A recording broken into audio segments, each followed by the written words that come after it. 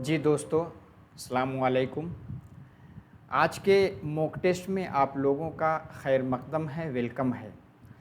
आज mock test की हम लोगों की 16वीं क्लास है और इसके साथ हम लोग आखिर में 10 टर्मिनोलॉजी को भी देखेंगे, जैसा कि इससे पहले देखते आए हैं। और वो ऐसी टर्मिनोलॉजी जो कि आपकी पेडागोजी में पूछी जाती है। देखिए, आप इसको आखिर में देख सकते हैं, आपको स्क्रीन पे दिख रही है। देखिए, इससे पहले 15 मॉक टेस्ट में हमारी 100 टर्मिनोलॉजी हो चुकी है। आज हम 10 और लेंगे तो हमारी 110 नहीं, इससे पहले जो है 110 हो चुकी है। तो आज हम और लेंगे तो हमारी हो जाएगी कितना, 120। यानी इससे पहले 110 हो चुकी है। ठीक है, चलिए एक एक करके हम लोग क्वेश्चन देखते हैं। देखिए, क्वेश्चन आपका 2018 का है और लेवल 2 मतलब आपका पेपर 2 है, यानी क्लास 6 से 8th के लिए। ठीक है, हर एक ऑप्शन को देखेंगे कौन सा ऑप्शन सही हो रहा है और कौन सा गलत है। सही है तो सही क्यों है, इस चीज़ को अगर हम जान लेते हैं तो इसी पैटर्न पे, इसी सिलेबस पे आपके क्वेश्चन बनेंगे तो हम आंसर तक बहुत जल्द पहुंच सकते हैं। ठीक है, चलिए एक एक करके देखते हैं। ये आपका क्वेश्चन जो कि आपको दिख ही रहा है, ये जो आपको स्लाइड दिख रही है, निज़ाम एकेडमी 22 करके टेलीग्राम चैनल है, यहाँ से भी आप वीडियो की लिंक हासिल कर सकते हैं। इसी के साथ नए हैं तो चैनल को ज़रूर सब्सक्राइब कर लें। ठीक है, ताकि जैसे वीडियो अपलोड हो उसका नोटिफिकेशन आपको मिल जाएगा। वीडियो अच्छी लग रही तो लाइक भी करें और इसी के साथ आप कमेंट भी कर सकते हैं और अपने दोस्तों को शेयर कर दें ताकि वो भी उससे फ़ायदा उठा सकें। चलिए पहला क्वेश्चन हम लोग देखते हैं। ज़ुबान की तालीम में कमज़ोर तलबा के लिए बेहतर तालीमी तदरीस है। कमज़ोर तलबा के लिए यानी ज़ुबान की क्लास है, ज़ुबान आप सिखा रहे हैं, उसमें कुछ तालिब इल्म जो है कमज़ोर हैं। ठीक है, उनके लिए बेहतर तालीमी तदरीस क्या होगी। तालिब इल्मों को अलग अलग पढ़ाना, पूरे ग्रुप को पढ़ाना, एक साथ पढ़ाना, इनमें से सभी। देखिए, आपको पता है अगर क्लास में 30-35 बच्चे हैं तो सबका आईक्यू लेवल एक तरह नहीं है। कुछ बच्चे ज़्यादा ज़हीन होते हैं, कुछ गॉड गिफ्टेड हैं, कुछ जो है मुतवस्सित हैं और कुछ कमज़ोर होते हैं। तो उसके लिए सबसे अच्छा तरीका क्या होगा, तालिब इल्मों को अलग अलग पढ़ाना। मतलब आपने कोई कंसेप्ट पढ़ाया, उसके बाद देखा कि कुछ बच्चे समझ नहीं पाए, जो बच्चे समझ नहीं पाए हैं उनको अलग करके आप उनको समझा सकते हैं। ठीक है, पहले ही से सबको अलग अलग कर देंगे तो ये चीज़ गलत मानी जाएगी। यानी आप सेग्रीगेट नहीं कर सकते, यानी पहले ही से अलग नहीं कर सकते। तो पहला वाला ऑप्शन आपका सही होगा। आगे देखिए, दूसरा क्वेश्चन है, ज़ुबान की तालीम के मकसद की तशख़ीस के लिए कौन सी चीज़ का होना ज़रूरी है। ठीक है, यानी ज़ुबान की तालीम के मकसद की तशख़ीस, यानी जो आप ज़ुबान पढ़ा रहे हैं उसका जो ऑब्जेक्टिव आपने सेट किया है उसके इवेलुएशन के लिए, तशख़ीस मतलब इवेलुएशन के लिए कौन सी चीज़ का होना ज़रूरी है, बताइए। मकसद और उसकी अहमियत, जामे तरीक़ेकार और काबिल भरोसा और दुरुस्त, इनमें से सभी। देखिए, सारी चीज़ें पॉजिटिव यानी सारी चीज़ें आपकी मुस्बत लग रही हैं तो इसमें से सारा सही है। ठीक है, ये सब होनी चाहिए। यानी मकसद की तशख़ीस के लिए यानी ऑब्जेक्टिव के इवेलुएशन के लिए सारी चीज़ें होना ज़रूरी है। तो आपका चौथा ऑप्शन सही होगा। आप पहले इसको हल करने की कोशिश कीजिए और उसको आप कमेंट बॉक्स में लिख सकते हैं कि कौन सा ऑप्शन सही है। ठीक है, ताकि आपकी खुद ही लर्निंग बाय डूइंग होगी। अगर आप खुद करके सीखेंगे तो ज़्यादा आपको समझ में आएगा। चलिए आगे चलते हैं।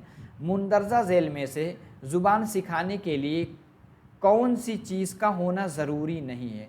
कोई ऐसी चीज़ है ज़ुबान सिखाने के लिए वो चीज़ ज़रूरी नहीं है, बताइए।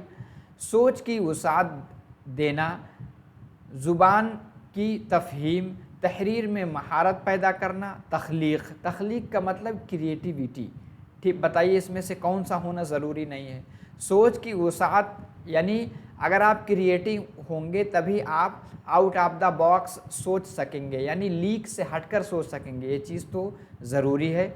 ज़ुबान की तफ़हीम, ये भी ज़रूरी लग रहा है। तीसरा क्या है, तहरीर में महारत पैदा करना। ज़ुबान सिखाने के लिए ये चीज़ ज़रूरी नहीं, आपको पता है बेसिक स्किल जो महारत हैं LSRW, ठीक है। आखिर में क्या आता है, W से मतलब राइटिंग, लिखना, ये सबसे आखिरी स्किल है। ज़ुबान सिखा रहे हैं, अगर बच्चा सुन करके बोल ले जाता है, पढ़ ले जाता है, तो भी इब्तदाई दर्जे में ये चीज़ जो है काफ़ी है, ठीक है। फिर बच्चा अगली जमात में जब जाएगा, आगे सेकेंडरी में जाएगा, क्लास 9th में 10th में जाएगा, तो खुद ही अपने माफ़ी ज़मीर को लिखने लगेगा, ठीक है। ये चीज़ ज़रूरी नहीं है। आगे चलते हैं। ज़ुबान में महारत पैदा करने के ज़िम्न में कौन सा कौल सही नहीं है। देखिए, अगर आपको छोटा दिख रहा है तो मोबाइल को आप लेटा करके देखें, यानी लैंडस्केप मोड में जब आप देखेंगे तो चीज़ें आपको बड़ी दिखेंगी। बताइए, ज़ुबान में महारत पैदा करने के ज़िम्न में कौन सा कौल सही नहीं है। ज़ुबान के उसूलों की तरक्की में ज़ुबान से मुताल्लिक़ उसूलों के मुकाबले में ज़्यादा अहम है। बच्चे सिर्फ, देखिए, जो भी ऑप्शन आपको एक्सट्रीम की तरफ ले जाए, यानी जहाँ फ़कत का लफ्ज़ आ जाए, जहाँ सिर्फ का लफ्ज़ आ जाए, उस पर आप फ़ौरन जो है वहाँ दिमाग आपका क्लिक करना चाहिए। यहाँ पूछा गया कौन सा कौल सही नहीं है, तो बच्चे सिर्फ सुनने, बोलने, पढ़ने, लिखने के ज़रिए ही सीखते हैं। जहाँ सिर्फ आ गया, क्या सिर्फ सुनने, बोलने, पढ़ने, लिखने के ज़रिए सीखते हैं? और बहुत सारे तरीके हैं, एक्टिविटी से भी सीखते हैं, ठीक है। तो जहाँ सिर्फ आ गया वो ऑप्शन आपका गलत होता है। तो क्या सही नहीं है, तो यही दूसरा सही नहीं है, ठीक है। आगे है, स्कूल में पढ़ाई लिखाई में महारत पैदा करने के लिए ज़ोर देना चाहिए, तो सही है। ज़ुबान सिखाने में मुंदरजा बाला तीनों मुआविन साबित होते हैं, ठीक है। आगे चलते हैं। अगला क्वेश्चन है, तलबा उन ज़बानों को जल्दी सीख लेते हैं जिनके कवायद नहीं जानते हैं, ये किसका कौल है। बताइए, महारशी का है, या लॉर्ड स्वेट का है, लॉर्ड मेकाइल का है, लॉर्ड जो है पैगेट का है। देखिए, ये ट्रू फॉल वाला क्वेश्चन है। इसमें लॉर्ड मेकाइल का कहना है कि जब बच्चा किसी चीज़ का पहले ग्रामर सीखने लगता है, जब ग्रामर सीखता है तो फिर उस ज़ुबान को सीखने में डिले होता है, यानी देर होती है। इसलिए कहा गया है कि ज़ुबान में जो कवायद आप सिखाएंगे, जो ग्रामर सिखाएंगे, वो कंटेक्स्ट में सिखाएंगे, यानी सियाक़ो सबाक में सिखाएंगे। आप कोई चैप्टर पढ़ा रहे हैं, उसी में आप ग्रामर सिखाएं, ना कि ग्रामर अलग से सिखाइए। तो ये चीज़ क्या, आप देखेंगे बच्चा मादरी ज़ुबान खुद ही बोलने लगता है, ठीक है, और कोई बोले उसको समझने लगता है। स्कूल में आने के बाद फिर उस ज़ुबान में बाद में महारत हासिल करता है, उसके कवायद को पढ़ता है। तो इसलिए लॉर्ड मेकाइल ने कहा है, कवायद ही पहले आप पढ़ें, फिर उस ज़ुबान को पढ़ना शुरू करें, तो इससे क्या है, जल्दी सीखने में ये चीज़ जो है रुकावट पैदा करती है, ठीक है। आगे चलते हैं। आगे कहा जा रहा है, क्लास में पढ़ाते वक्त तलबा मुश्किल सवालात और ज़ुबान के बारे में शुबहा का इजहार करते हैं, ऐसे में आप क्या करेंगे। आप पढ़ा रहे हैं तो मुश्किल सवालात आपसे पुटअप करते हैं बच्चे, और इसी की तरह कोई कंसेप्ट है उसमें शुबहा, यानी इश्काल, उसमें जो है शुबहा पैदा कर देते हैं, तो उसके लिए आप क्या करेंगे। बताइए, एज अ टीचर आप उसकी तैयारी करके उनके शुबहा का इजाला करेंगे, यानी उसको दूर करेंगे, और उनके सवालात का जवाब देंगे। ये चीज़ तो अच्छी लग रही है। आगे क्या है, आप उनसे सभी शुबहा और सवालों को नोट करेंगे और अगले दिन उनके शुबहा सवालों का जवाब देंगे। देखिए, टीचर का फ़र्ज़ है कि जब भी आपसे पूछा जाए तभी आप बताएं, तो इसलिए ऑप्शन बहुत अच्छा नहीं है। आगे है, आप उनको हिदायत करेंगे कि पहले किताब में पढ़ो, फिर बाद में इस ताल्लुक़ से बातचीत करें। देखिए, आप किसी चीज़ के लिए बच्चों को डीमोटिवेट नहीं करेंगे, इससे क्या है, बच्चा पूछने से कितराएगा, क्लास में बोलेगा नहीं, तो ये चीज़ तो गलत है। आप उस तलबा को डांट कर कहेंगे, देखिए, आप किसी सवाल पूछने के लिए बच्चे को कभी डांट नहीं सकते, उससे क्या है, उसके जो कोई चीज़ बोलना चाहता है क्लास में, वो चीज़ ख़त्म हो जाएगी। ये दोनों तो गलत है। इसमें सबसे अच्छा ऑप्शन पहला है, आप उसकी तैयारी करके उनके शुबहा का इजाला करेंगे और उनके सवालों का जवाब देंगे, ठीक है। पहला वाला ऑप्शन आपका सही होगा।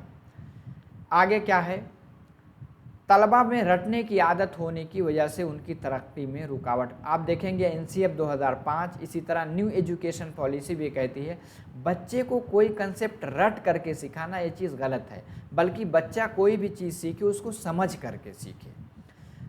इससे किस चीज़ की रुकावट आती है, उनके जहन की नशोनुमा नहीं होती है, क्या उनका मेंटल डेवलपमेंट ठीक से नहीं होता, या तलबा की ख़ुद एतमादी ख़त्म हो जाती है यानी सेल्फ़ कॉन्फिडेंस, वो जमात की तदरीसी मशागिल से कट जाते हैं, वो पढ़ाई पर मुकम्मल तौर पर जहन नहीं लगाते। देखिए चौथा सही है, जब वो रटने लगते हैं तो अपने पढ़ाई पे पूरी तरह से जहन नहीं लगाते, बल्कि रट करके वो चीज़ को सुना देते हैं लेकिन उसको समझ नहीं पाते, तो ये चीज़ उससे रुकावट पैदा होती है। ठीक है, इसीलिए कहा गया रट्टाफिकेशन गलत माना गया है। आगे क्या है, ज़ुबान की तदरीस के तरीक़ेकार में एक फ़ायदा ये होता है, क्या फ़ायदा होता है बताइए, तलबा को होमवर्क नहीं करना पड़ता, तलबा में रटने की आदत नहीं उभरती, कमरे जमात में नज़्म व नस्क बाकी रहती है, तलबा कम वक्त में ज़्यादा पढ़ सकते हैं। कह रहे हैं कि ज़ुबान की तदरीस के तरीक़े कार में एक फ़ायदा क्या है, देखिए सबसे अच्छा फ़ायदा है कि ज़ुबान में रटने की आदत नहीं उभरती। यानी जब आप अच्छा मेथड, अच्छा तरीका इस्तेमाल करेंगे, जैसे बच्चों को ग्रुप में सिखा रहे हैं या एक्टिविटी करके सिखा रहे हैं, इससे क्या है बच्चा रट करके नहीं कोई चीज़ पढ़ेगा बल्कि उसको समझ करके पढ़ेगा। तो यही चीज़, यही एक सबसे बड़ा फ़ायदा है।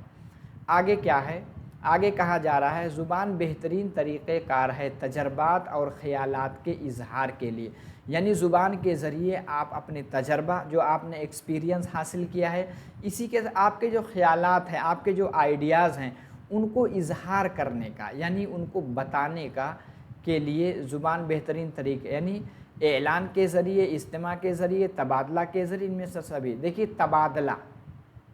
तबादला मतलब होता है एक्सचेंज, यानी जैसे आप किसी को अपनी बात बता रहे हैं, वो आपसे बता रहा है। तबादले ख़याल जब होता है एक दूसरे से, तो इससे जो है तजर्बात और ख़यालात का इजहार भी होता है, तो तबादले ख़याल के ज़रिए।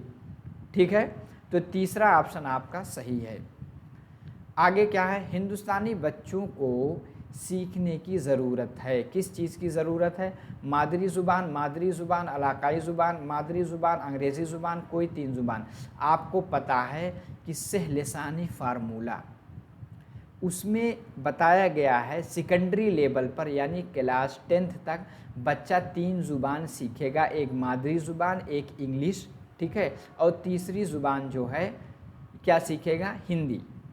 ठीक है, नॉन स्पीकिंग स्टेट में भी यही बात कही गई, लेकिन वहाँ के लोग बहुत से स्टेट हैं जैसे तमिलनाडु वगैरह में, वो लोग 3 लैंग्वेज फार्मूला को नहीं इख्तियार करते, हिंदी से कितराते हैं। ठीक है, हालांकि ये बात कही गई है कि पहली ज़ुबान जो क्या होगी आपकी मादरी ज़ुबान या इलाकाई ज़ुबान, दूसरी क्या है इंग्लिश या हिंदी।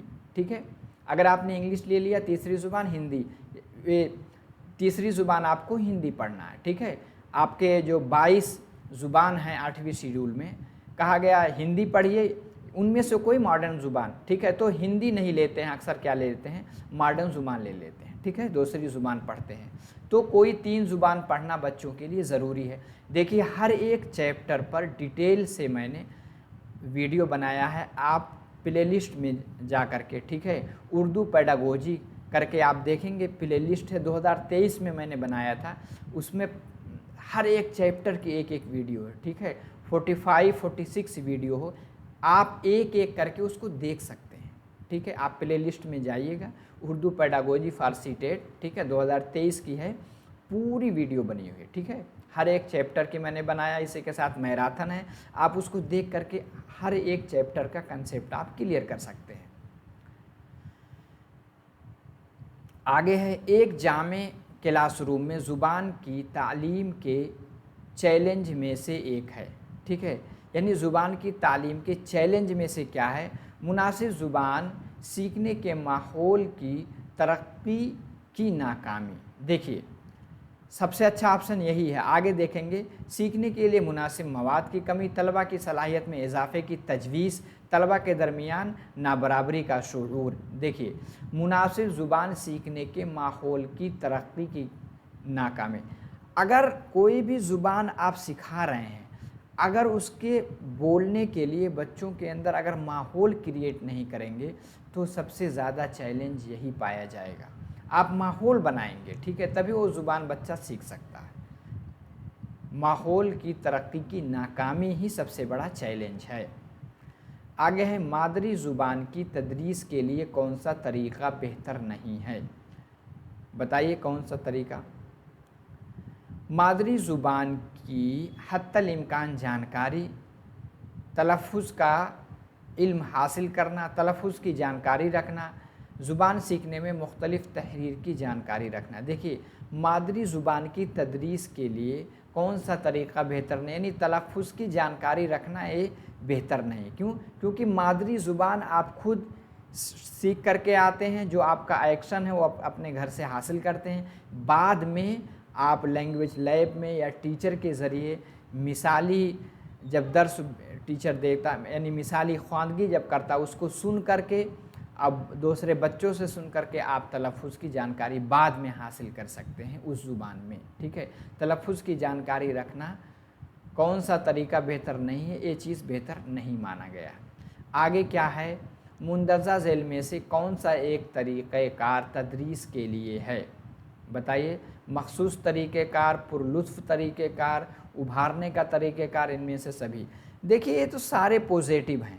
मखसूस तरीक़ेकार यानी बच्चों की नीड के अकॉर्डिंग आप पढ़ाने का अलग मेथड इख्तियार कर सकते हैं।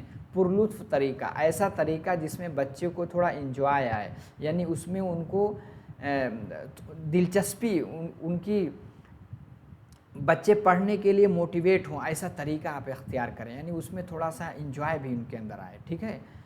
तो आप ग्रुप में सिखा सकते हैं या कहीं ले जा कर के आप उनको सिखा सकते हैं। तो इनमें से सारे तरीके हैं।